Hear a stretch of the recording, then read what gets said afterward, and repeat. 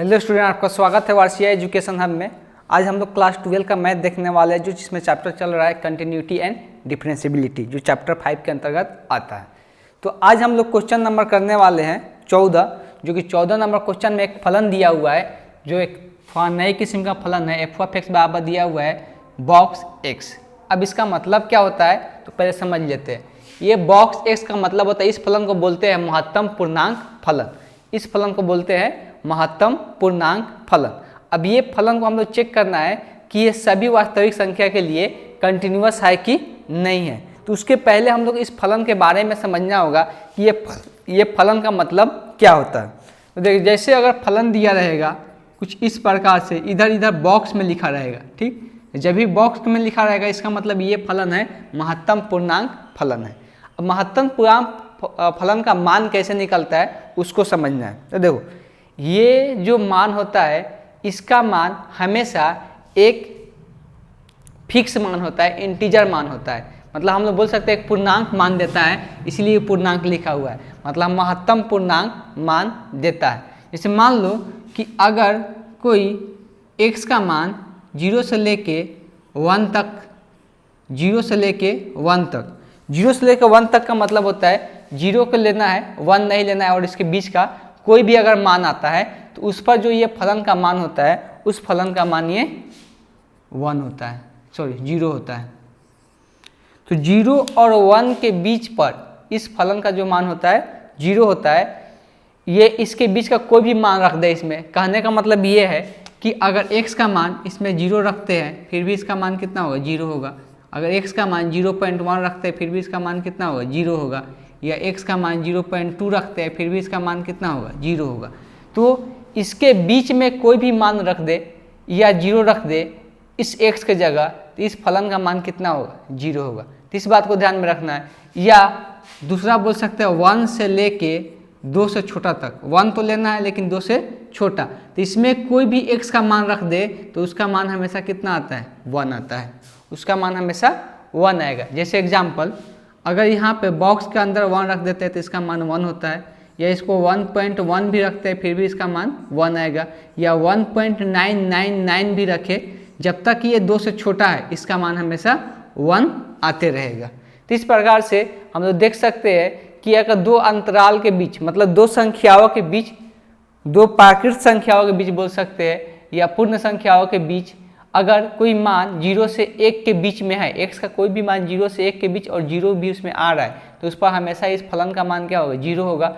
और 1 और 2 के बीच, तो 1 और 2 के बीच में हमेशा क्या होगा, 2 होगा। वैसे ही कोई भी मान अगर 2 से लेके 3 के बीच की बात करें, 3 इसमें नहीं आएगा, तो 2 से 3 के बीच में कोई भी यहाँ पर x का मान रख दे तो इसका मान हमेशा क्या आएगा, 2 आएगा। तो ये जो न्यूनतम वाला मान यहाँ पर दिख रहा है ये इंटीजर का, यही हमेशा इसका मान हो जाएगा। लेकिन इसमें 3, 2 और 1 इंक्लूड नहीं होना चाहिए, मतलब इसके अंदर नहीं आना चाहिए। तो इस प्रकार से इसका, जैसे अगर कोई माइनस में लेते हैं, अगर -1 से लेके x लेस देन 0, तो -1 से लेके 0 के बीच में अगर कोई मान है तो इसका मान कितना आएगा, -1 आएगा। इसके बीच का कोई भी मान रख दो। जैसे एग्जाम्पल, अगर -1 का हम लोग महत्तम पूर्णांक फलन पूछते तो कितना आएगा मान, -1। अगर -1, अब -1 से 12 क्या होता है, 0.2, -0.2 भी कितना आएगा, -1 ही आएगा। वैसे ही -1 से 12 और क्या लिख सकते हैं, -0.3, -0.8, सब क्या आएगा, -1 से छोटा आएगा। -1 से 12 आएगा तो -0.8 भी लिखेंगे तो ये भी क्या आएगा, -1 से 12 आ रहा है तो इसका भी मान कितना होगा, -1 होगा। तो ये सबका मान -1 आएगा, जो इसके बीच का कोई भी अगर मान इसमें रखते हैं तो इस प्रकार से महत्तम पूर्णांक फलन डिफाइन होता है। अब महत्तम पूर्णांक फलन डिफाइन ऐसे इस प्रकार से होता है, तो इसको हम लोग लिमिट से नहीं, हम लोग ग्राफीय विधि द्वारा इसको सॉल्व करने वाले हैं। थोड़ा सा ये क्वेश्चन समझना डिफिकल्ट होता है, फिर भी हम समझाने का ट्राई कर रहे हैं, ध्यान से देखना है। अब यहाँ पे अगर ये चीज़ समझ में आ गया होगा तब इसका हम लोग क्या कर सकते हैं, ग्राफ ड्रॉ कर सकते हैं। ग्राफ ड्रॉ हो जाएगा तब हम लोग दिखा सकते हैं किस पर ये फलन कंटिन्यूअस है, किस पर कंटिन्यूअस नहीं है। सिंपल है कि हम ग्राफ, कॉपी तो है नहीं लेकिन बोर्ड पर ये ग्राफ हम तैयार कर चुके हैं। तो ये y एक्सिस है, मतलब ये f ऑफ x का मान होता है, और ये एक्स एक्सिस है जो कि एक्स का मान होता है, और यहाँ पे हो गया ये 0, तो सबका नाम देते हैं 0 1 2 3 4 5 6 7 8। ज़्यादा नहीं दिखा रहे, अनंत तक जाएगा ये, -1 -2 -3 -4 -5, ऊपर में 1 2 3 4 5 6, -1 -2 -3 -4 -5। तो अभी हम जस्ट थोड़ा देर पहले बोले कि 0 से लेके 1 तक, 0 लेना है 1 नहीं लेना है, 0 लेना है 1 नहीं लेना है। तो 0 से लेके 1, x का मान 0 से लेके 1, तो x का मान 0 से लेके 1 पे y का मान क्या मिल रहा है 0। तो देखो x का मान 0 से लेके 1 यहाँ पे आ रहा है, तो 0 से लेके 1 ये x है, ये x एक्सिस है, तो x वाला 0 से लेके 1 यहाँ तक आ रहा है, लेकिन इसमें 0 लेना है 1 नहीं लेना है। तो उसको ग्राफ में कैसे दिखाते हैं, तो जिसको लेना रहता है वहाँ पे हम लोग डॉट करते हैं, जिसको लेना रहता है वहाँ पे, ये 11th क्लास में बता चुके थे, जिसको लेना रहता है उसको हम लोग डॉट करते हैं, और जिसको इसमें 1 को नहीं लेना रहता तो वहाँ पे एक सर्कल ड्रॉ कर देते हैं। तो ये बताता है कि ये जो x का मान बता रहा है कहाँ से कहाँ तक, 0 से लेके 1 तक।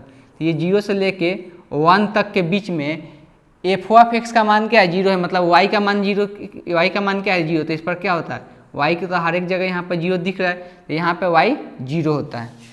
तो ड्रॉ कैसे करना है, जहाँ पे लेना है यहाँ पे 0 को लेना है 1 को नहीं लेना है, 0 की जगह डॉट, जिसको नहीं लेना है उसके ऊपर सर्कल बना देना है ऐसे, ठीक। तो 0 से लेकर 1 तक के बीच में f(x) का मान क्या है 0, तो यहाँ पर y का मान क्या हो गया, इस पर y 0 ही होता है। वैसे ही 1 से लेके 2 के बीच में, तभी यहाँ से यहाँ तक 1 से लेके 2 के बीच में f(x) का मान कितना है 1 है, मतलब 1 यहाँ पे है, और 0 से 1 से लेकर 2, तो 1 से लेकर 2 यहाँ तक आ रहा है। अगर यहाँ पर y 1 है तो इसके सामने x के सामने यहाँ पे जाएंगे तो यहाँ से क्या आ रहा है 1 से लेके 2, और 1 पे यहाँ पर फिर से क्या है 1 को लेना है और 2 को नहीं लेना है, तो यहाँ पर गोल कर देंगे। तो यहाँ से लेके 1 से लेके 2 तक का हो गया, और 1 से 2 तक के बीच में ये जो मान है y का कितना आ रहा है 1 आ रहा है, तो ये भी सही है। वैसे ही हम लोग को क्या लेना है 2 से 3 के बीच में, तो 2 से 3 के बीच में 2 से 3 यहाँ पे आएगा, 2 से 3 के बीच में y का मान कितना आ रहा है 2, मतलब y का मान यहाँ पे 2 है, तो 2 से 3 के बीच में यहाँ से यहाँ तक होगा। लेकिन इसमें भी क्या करना है 2 लेना है, लेकिन 3 नहीं लेना है, 3 पर क्या हो जाएगा सर्कल हो जाएगा इस प्रकार से। वैसे ही आगे बढ़ते जाना, तो ये पूरा ऐसे चलते रहेगा। तो फिर यहाँ शिफ्ट करके यहाँ पे जाएंगे तो एक लेना होगा एक नहीं लेना होगा, ये आगे की तरफ ऐसे बढ़ते चला जाएगा। फिर यहाँ से वही यहाँ पे ये लेना है 4, 5 नहीं लेना है, तो ये अनंत तक ऐसे ही चलता जाएगा ग्राफ। वैसे इसके आगे ये लेना है ये नहीं लेना है,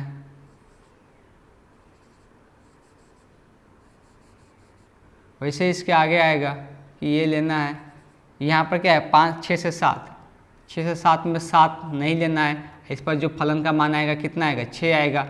6 से 7 लिए तो जहाँ पे x 6 से स्टार्ट हो रहा है फलन का मान क्या होना चाहिए 6 होना चाहिए, यहाँ 6 हो गया, ठीक है। अब यहाँ से इधर निगेटिव पार्ट में भी ड्रॉ कर सकते हैं। अब यहाँ पे लिखे है -1 से 0, तो -1 से 0 कौन होगा, यहाँ पे ये होगा, लेकिन यहाँ पर -1 लेना है और 0 नहीं लेना है। इस पर फलन का मान कितना आना चाहिए -1, तो यहाँ पर y पर देख सकते हैं, यहाँ पर y का मान कितना आ रहा है -1 आ रहा है। इस पर इस प्रकार से इसको ड्रॉ कर सकते हैं। जिसको नहीं लेना आता है वहाँ पे उसको सर्कल बनाते हैं, जिसको लेना आता है उसको हम लोग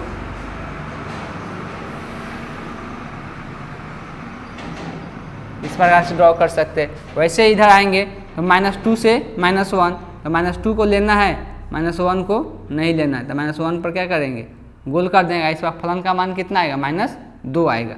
इसी प्रकार से इधर जा सकते हैं कि -3 से -2, -2 को यहाँ पर फिर नहीं लेना है, तो इसका मान फलन का मान कितना आएगा, फलन का मान इस पर -3 आएगा। फिर इसके आगे ले सकते हैं -4 से -3, तो -4 से -3 ड्रॉ करेंगे, तो इस पर भी क्या है फलन का मान कितना आएगा -4 आएगा। तो इस प्रकार से ग्राफ ऐसे अनंत तक चलते जाएगा, इधर भी अनंत तक चलते जाएगा। तो इस प्रकार से देख सकते हैं, पहला दिन बताए थे फलन कंटिन्यूअस का मतलब होता है जहाँ पे पेन उठ जाता है वहाँ पे क्या जाता है डिसकंटिन्यूअस हो जाता है, मतलब फलन वहाँ पे कंटिन्यूअस नहीं होता है। तो देखो ग्राफ मान लो कि यहाँ से चलना शुरू किए तो यहाँ पे जाकर क्या हो रहा है, उठ जा रहा है, मतलब इस पर क्या हो रहा है, डिसकंटिन्यूअस हो रहा है किस पर, x बराबर -1, x बराबर 1 पे, फिर यहाँ पर x बराबर 2 पे डिसकंटिन्यूअस हो रहा है, फिर 3 पे, 4 पे। तो फलन हर एक पूर्णांक संख्या पर क्या हो रहा है, यहाँ पर भी डिसकंटिन्यूअस हो रहा है। यहाँ से फलन डायरेक्ट कनेक्टेड है, नहीं है, यहाँ पर भी डायरेक्ट कनेक्टेड नहीं है, यहाँ पर भी डायरेक्ट कनेक्टेड नहीं है। तो ये सब फलन डायरेक्ट कनेक्टेड नहीं है, तो फलन क्या हो रहा है, डिसकंटिन्यूअस होते जा रहा है। तो फलन अपने पूर्णांक संख्या पे क्या हो रहा है, डिसकंटिन्यूअस हो रहा है। तो ग्राफ से भी देख सकते हैं। तो इसको हम लोग डायरेक्ट स्टेटमेंट लिख सकते हैं कि महत्तम पूर्णांक फलन सभी पूर्णांक संख्याओं पे क्या होता है, कंटिन्यूअस नहीं होता है। मतलब सारे वास्तविक संख्याओं पर कंटिन्यूअस होता है, लेकिन बोल सकते हैं, तो हम लोग इस प्रकार से कह सकते हैं कि ये जो फलन है कंटिन्यूअस तो है, लेकिन सभी पूर्णांकों को छोड़कर। मतलब सारे वास्तविक संख्या के लिए कंटिन्यूअस है, लेकिन जो पूर्णांक संख्या उस पर ये कंटिन्यूअस नहीं है। तो हम लोग लिखेंगे कि f ऑफ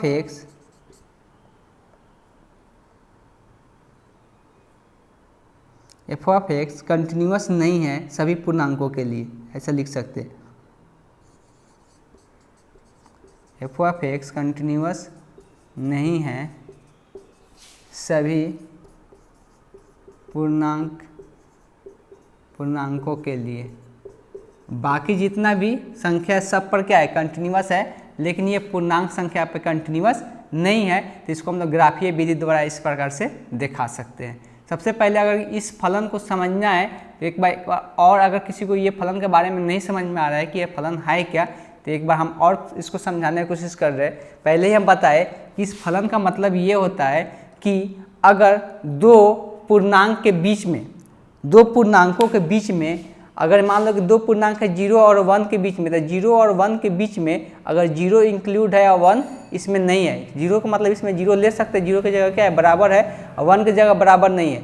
तो 0 और 1 के बीच में जितना x का मान होगा, और इसमें अगर 0 भी है और 1 नहीं है, तब इसके अंदर कोई भी मान रख लो, 0 और 1 के बीच में या 0 रख लो, तो हमेशा इसका मान क्या आएगा, 0 ही आएगा। वैसे ही 1 और 2 के बीच में, तो 1 और 2 के बीच में इसमें 2 नहीं आ रहा है लेकिन 1 आ रहा है, और इसके बीच का कोई भी मान इसमें रख लो तो इसका मान हमेशा कितना आएगा, 1 ही आएगा। तो इस प्रकार से ये फलन अपना मान देता है। तो यहाँ पर देख सकते हैं कि यहाँ पे हर एक पूर्णांक पे ये फलन क्या हो रहा है, कंटिन्यूअस हो रहा है। ग्राफ तो यहाँ टूट जा रहा है, हर एक जगह टूट जा रहा है, 4 पर भी टूट गया, 5 पर भी टूट गया। तो ग्राफ जब तक सीधे नहीं लाइन ड्रॉ होगा तो इसका मतलब क्या होता है, उस पर ये डिसकंटिन्यूअस होता है, मतलब वो कंटिन्यूअस नहीं होता है उस पर फलन। तो हम लोग लिख सकते हैं कि ये फलन कंटिन्यूअस नहीं है सभी पूर्णांकों के लिए। बाकी सारे बिंदु पर क्या ये कंटिन्यूअस है, लेकिन पूर्णांक को छोड़ के। तो pause the video to note it down.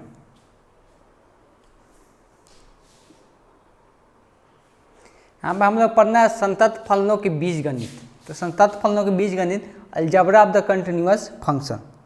अब इसमें हम लोग को क्या पढ़ना है, हम लोग पढ़ना है कि अगर कोई दो वास्तविक फलन है, अगर कोई दो वास्तविक फलन है, तो ये क्या होगा कि अगर ये फलन दो वास्तविक फलन है किसी बिंदु C पर, किसी वास्तविक संख्या C पर अगर दो फलन क्या है, कंटिन्यूअस है, अगर कोई वास्तविक संख्या C पर ये दोनों फलन कंटिन्यूअस है, तो इसमें हम लोग अलजेब्रिक कुछ मेथड लगा सकते हैं कि इसका सम भी क्या होगा, कंटिन्यूअस होगा। अगर ये फलन और ये फलन कंटिन्यूअस है C पर, तो इसका सम भी क्या होगा। तो हम लोग पहला में लिख सकते हैं कि f of x plus g of x भी क्या होगा, कंटिन्यूअस होगा, कंटिन्यूअस है किस पर, x बराबर C पर। इस प्रकार से दर्शा सकते हैं। ठीक, वैसे ही अगर ये फलन का अंतर भी क्या होगा, कंटिन्यूअस होगा, अगर दोनों का दोनों फलन क्या है, कंटिन्यूअस है, तब ये भी x बराबर C पर कंटिन्यूअस होगा। या दोनों का गुणनफल भी क्या होगा, कंटिन्यूअस होगा। हम लिख सकते हैं f of x into g of x। अगर ये दोनों फलन कंटिन्यूअस है x बराबर C पर, तो गुणा कर देने के बाद भी क्या होगा, ये कंटिन्यूअस होगा, कंटिन्यूअस है x बराबर C पर। वैसे ही भागफल भी क्या होगा, कंटिन्यूअस होगा, f ऑफ x बटे g ऑफ x कंटिन्यूअस है x बराबर सी पर, लेकिन यहाँ पर कंडीशन याद रखना है कि जी का मान कभी भी 0 के बराबर नहीं होना चाहिए। अगर जी का मान 0 के बराबर हो जाता है तो इसका हर क्या हो जाएगा, 0 हो जाएगा, तो फिर इसको हम लोग कंटिन्यूस डिफाइन नहीं कर पाएंगे। तो यहाँ पर सिंपल यही याद रखना है कि अगर दो फलन क्या है, कंटिन्यूस है एक वास्तविक संख्या सी पर, तो उसका सम, उसका योगफल, उसका अंतर, उसका गुणनफल, उसका भागफल भी क्या होगा, कंटिन्यूस होगा x बराबर सी पर। So pause the video to note it down.